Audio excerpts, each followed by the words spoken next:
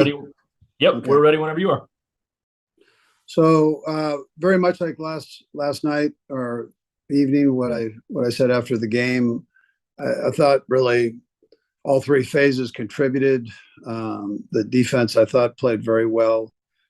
Mentioned Spags had a nice game plan for him. The coaches I thought presented it well, and then the players just played their hearts out. I mean, they left it all out there, and I thought just did a great job. Really, all three levels: defensive line, linebackers, and secondary, all had a good game. That second half was spectacular. I mean, to be able to shut out an offense like that's a tough thing to do. They're very, very gifted, and that quarterback's a pretty sharp guy. So, and then offensively, anytime that you can get that kind of yardage and that many points in the National Football League against a rival team that's a good football team, that's a tough thing again to do. And so Matt Nagy had a nice game plan, and the guys, all the coaches there contributed to that, and then the players did a great job there. So whether it was Pat throwing the football, Kels doing his thing, the offensive line blocking, so on. So I mean, all the receivers, it was great to get Quez in the mix. I mentioned that. So everybody contributed, and then getting Omenihu back in on the defensive side, I thought was a nice addition. Getting McCole back in on special teams was a nice addition, and the few plays that he played on the offensive side, he had 11 or 12 plays on the offensive side. So that was a good thing too. So, but all in all, a good win.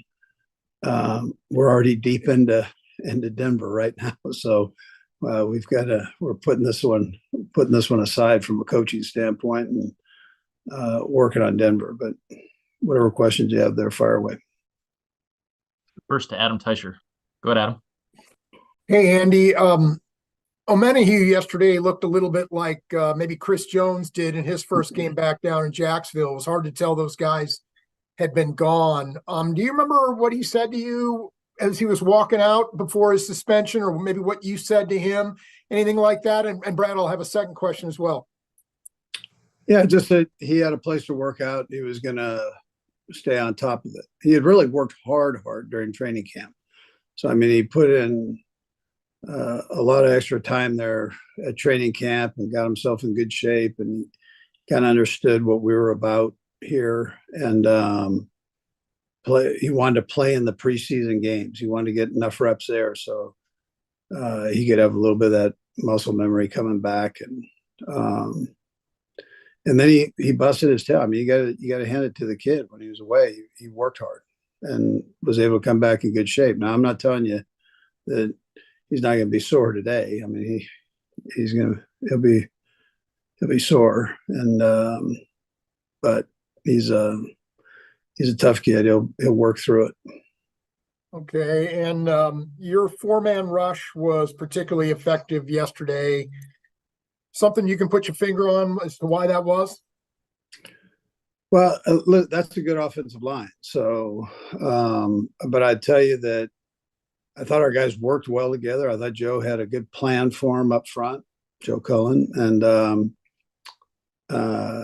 we have talent there. The guys I mentioned this last night, that Mike Dana, he doesn't get mentioned much. George doesn't get mentioned much. Noddy, all these guys kind of get buried in the mix, but those are all good football players, and not that Chris doesn't deserve the accolades. I mean, he definitely does. He plays at a very, very high level, and arguably one of the best, the best, or one of the best in this league at what he does. So then you had Charles in the mix here. That's a that's good stuff. So, you know, it's a good group. Go next to Pete Sweeney. Go ahead, Pete. Brett, I'll have a quick follow-up if you don't mind.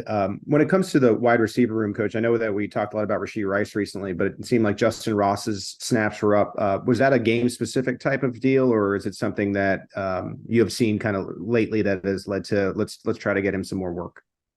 Yeah, we're trying to bring him along here, and so I know he didn't have the catches, but he was in on quite a few plays, and I just think the more of that, the better for him. He's got a lot of talent, and we want to keep bringing him along.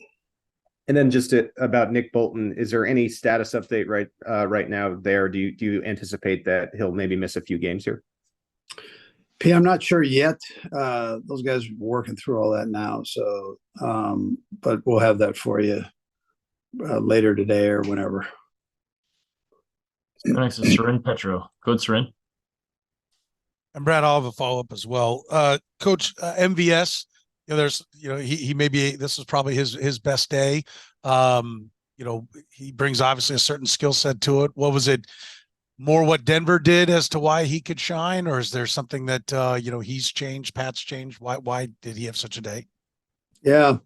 I thought we had good stuff in for him that popped, so we normally have a handful of plays in there that have his name on them. But sometimes the coverage is different. There's a few things that go into that, but he had opportunities today where he ran good routes or Pat was scrambling and found him. Pat, I know, has a lot of trust in him. So, but that yesterday they popped. So, not a lot of talk about your offensive line, which, as we know, is usually a good thing, but 42 dropbacks for Pat and only one sack against, certainly high priced and big name guys. What did you see in your offensive line, and how is it coming along? Yeah, good. That's a really good defensive line and skilled and in the pass rush area. My hat goes off to the offensive line. They knew how good they were. They played against them before, so it's a battle all the way through. It's actually fun to kind of watch that. I mean, that matchup there is something. So, but our guys stepped up. They did a nice job, and the guys that helped out with chips and slams and those things in there also were effective. Good next to Nate Taylor. Go ahead, Nate. Hello, Coach. I know that Kadarius Toney has played through a number of injuries this season, but I just wonder, given that he's been on the field for these last 7 games, just where do you feel his role is with the offense and how he's done so far? And Brad will have a follow-up as well. Yeah, I'd tell you this, Nate. How great is that, man? I mean, he's stacking games, and for him, he's a great kid. So for him to be able to do that, even though he didn't have a whole lot of catches, he had a chance for a big one down the end zone there, and Pat threw it to Kelsey.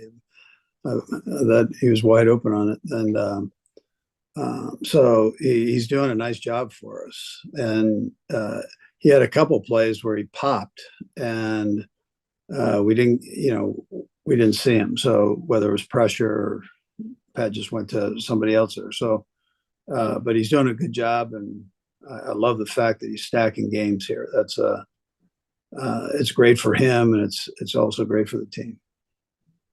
And secondly, Andy, you and Brett this offseason signed Drew Tranquil and Mike Edwards each to 1-year deals. They're playing a quality number of snaps. Just, is this going the way you all envisioned, or is there even, perhaps better production considering it's both of their first years in the system with Spagnuolo?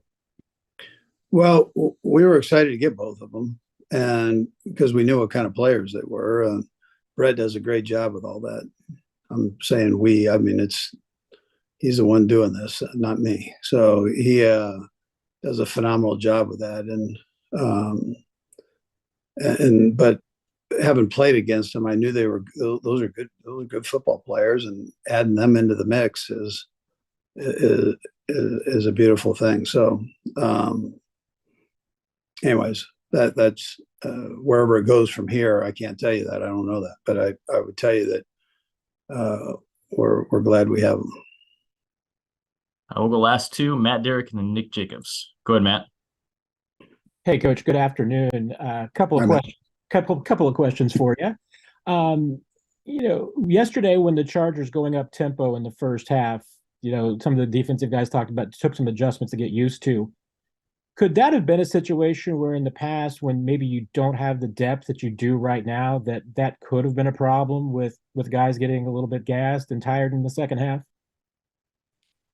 Well, it might have. But I'll say yes. I mean, I don't know how to measure that other than we rotate all the time. So, and we were even rotating during their no huddle stuff. Our guys were getting in and out on it, which was pretty good. But yeah, I would say it does help to have the depth for sure. And on the big play that the Chargers had with Palmer on that 60-yard play, Brian Cook had maybe a similar play to how he had against Breece Hall a few weeks ago against the Jets. Getting him down and keeping them out of the end zone on what could have been a big play. Even though Chargers do score there, is there a momentum difference to you when your defense is able to keep a team from maybe hitting 75 yards on a big play versus making them work for it a little bit more there? Yeah, no, absolutely. Yeah, you don't want to the big ones. You don't like the big ones, Matt. You said it exactly right. You want to make, if they're going to score, you want them working for every inch of that thing. And I know that's something that Spags preaches. No easy downs. Make it as hard as you possibly can on that opposing team, and takeaways become important for us. That's what we're striving for. We'll ask Nick Jacobs. Go ahead, Nick. Yeah, hey Andy, I'm just curious from your experience over time in the NFL, how rare is it for a passing offense and a quarterback to have 300 yards passing by halftime? I know you guys have been able to do it twice now. You and Pat together with Tampa and then yesterday. Yeah, no, listen, you could take me out of that mix. He does a phenomenal job with that. And when he's on fire like that, that's something that's fun to watch for all of us. And like I've said before, we're lucky to have him here in Kansas City. Coach, we appreciate the time. Thanks for joining us. All right, thanks.